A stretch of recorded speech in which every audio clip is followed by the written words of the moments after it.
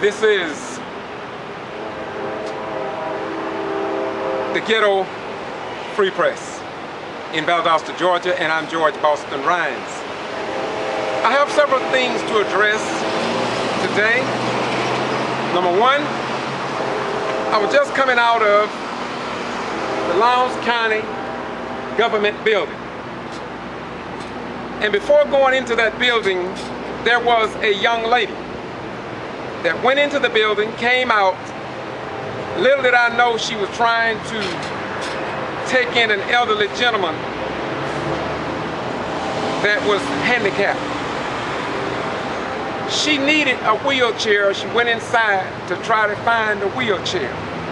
There was no wheelchair available for him, and she was struggling to get him into the building, and I went to assist her because the gentleman almost fell. I later found out that his name is Andrew Adams. He's 88 years old, and he was very distraught because there was no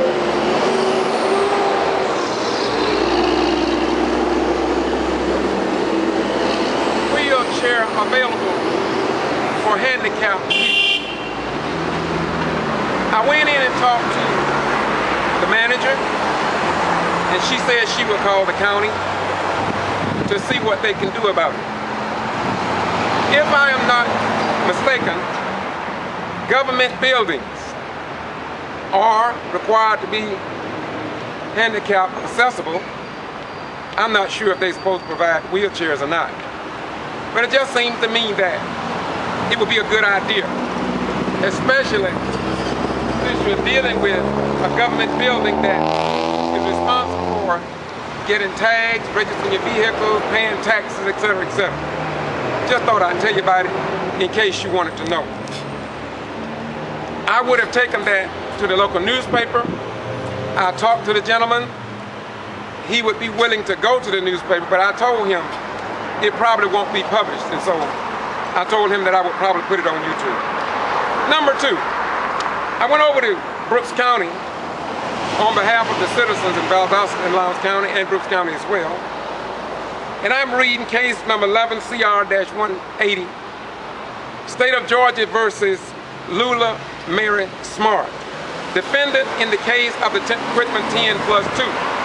And of course, I will read this to you.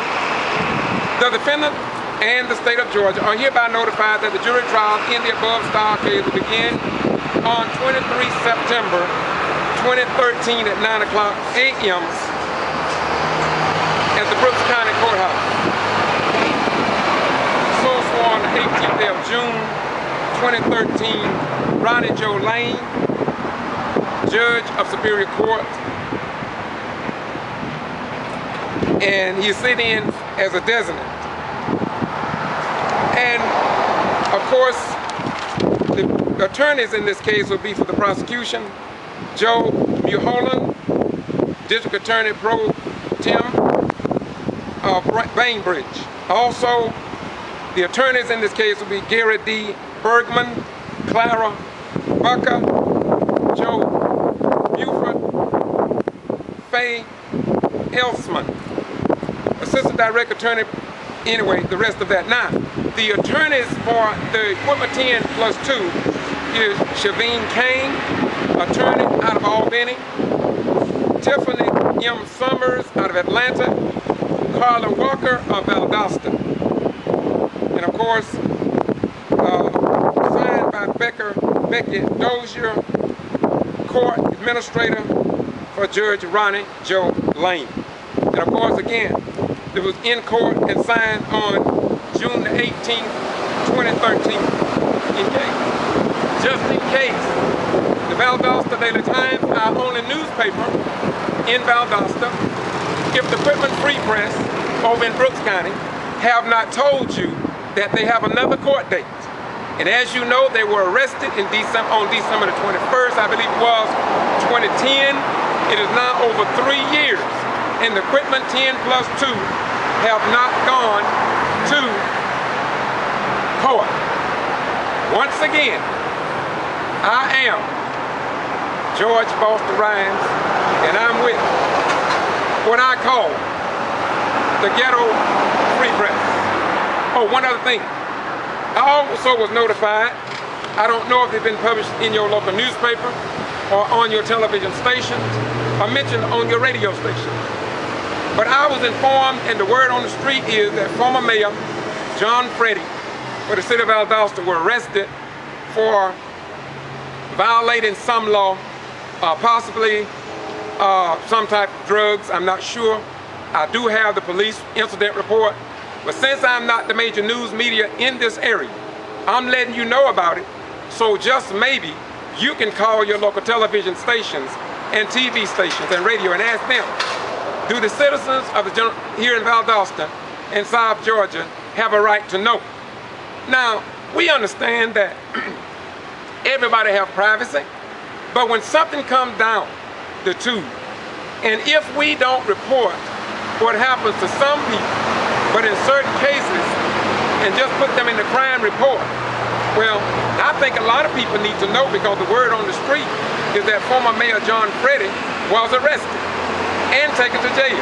And I believe that a lot of citizens here in Valdosta and Lowndes County would like to know. Once again, we hope that the autopsy report from Kendrick Johnson on him, the second one at the request of the family, will be made public.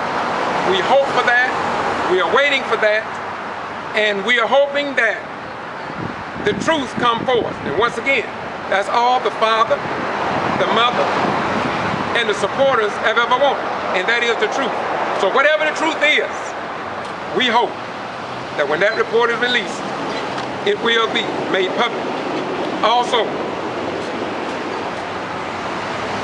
the Kendrick Johnson family have had a press conference in Atlanta recently, last week or two.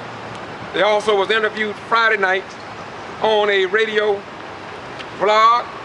And of course, you will eventually find that on my channel here on Boston G.B.R.